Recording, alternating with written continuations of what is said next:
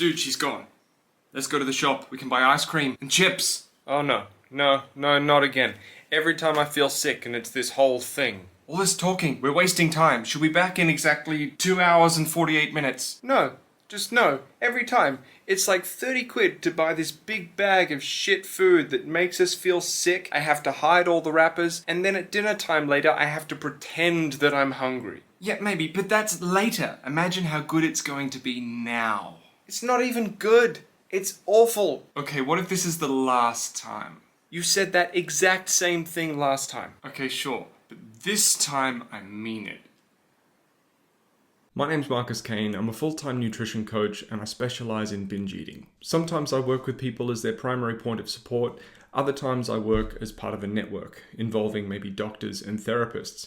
But the experience of binge eating and what causes it is sometimes complicated and misunderstood. But in understanding exactly what's leading to these issues, we've got a much better chance of resolving them. So that's why today we're going to talk about the 3 primary causes of binge eating. And just quickly, so that we're on the same page, what binge eating is and what binge eating isn't. Binge eating is not just eating a bit more than you might have planned, maybe feeling a little bit overfull.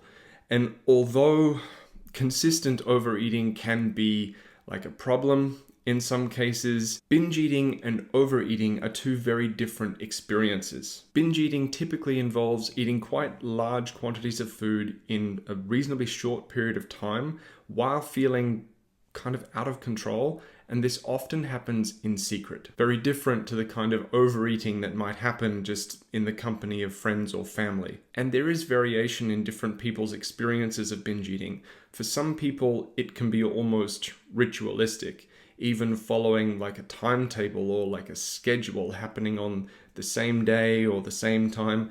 And for other people, it can be more around opportunity, impulse, and triggers. The quantity of food eaten might also vary, but the common denominator is really that sense of loss of control. In my experience, I'd also say that guilt, shame, and more often than not, secrecy are pretty common. Now, I struggled with binge eating myself for over 15 years. During that period of time, I was experimenting with a lot of different diets, some more extreme than others.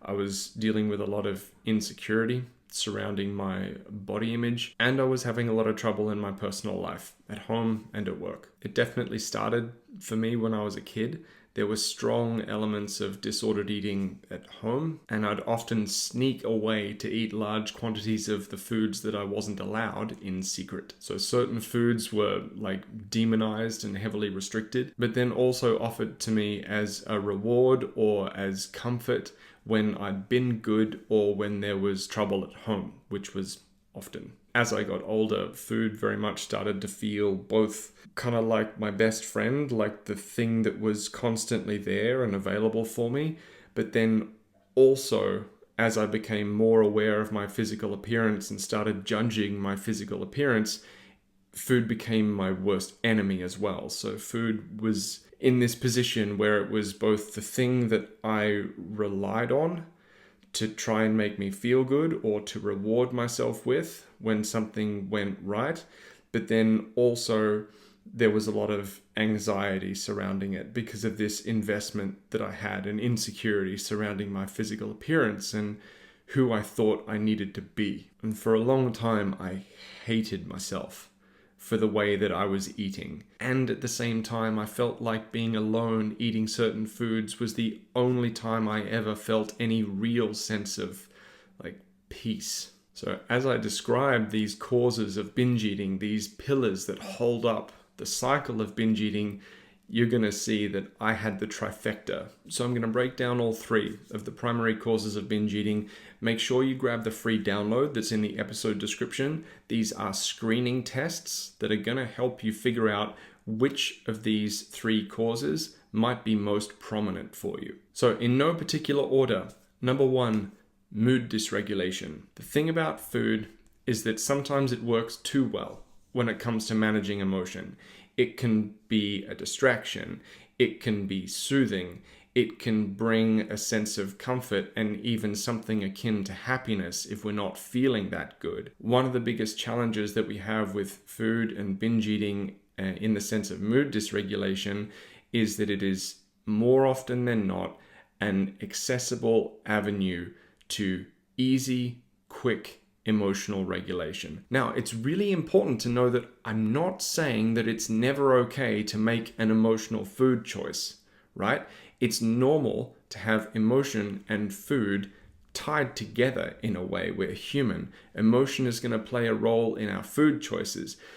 The thing is, though, we don't want food to be our immediate go-to strategy, whether it be stress, sadness, anxiety, whatever it is. If we get into the habit of food being kind of the first responder for any of those states, we're going to dig ourselves a hole. Because not only do we usually end up just feeling worse after using certain foods to kind of medicate those feelings, responding to our emotional experience or responding to distress with food reduces our window of tolerance for those difficult experiences.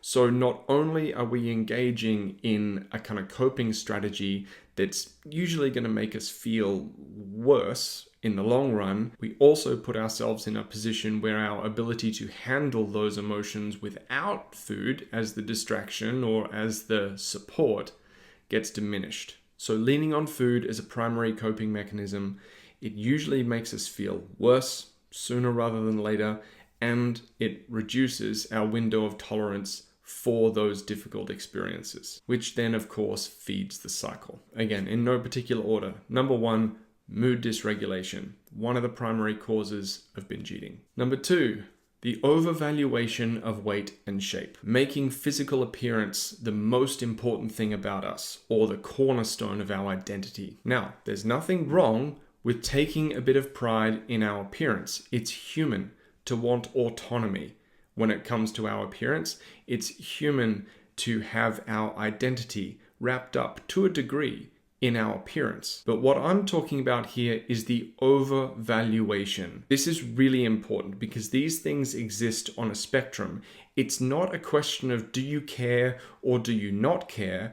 It's that do you care so much that it is becoming a problem and coloring all aspects of your life. The point at which achieving or maintaining a specific physical appearance becomes the major player in our lives. And I understand that this is a really complicated one given the pedestal that people that look a certain way are put on, and given how people who look different or are in larger bodies, like how they're treated. But what I'm talking about is the overvaluation, the point at which achieving or maintaining a specific body size or shape becomes the major player in our lives at the expense of other things. Number 3 is diet rigidity. Now, I know there's a lot of contention around this one because there are a lot of people who advocate particular diets that eliminate certain foods or eliminate certain food groups as a solution to binge eating. And also the weight loss industry hates this one. Now, I'm not anti-weight loss or anti-having a healthy diet.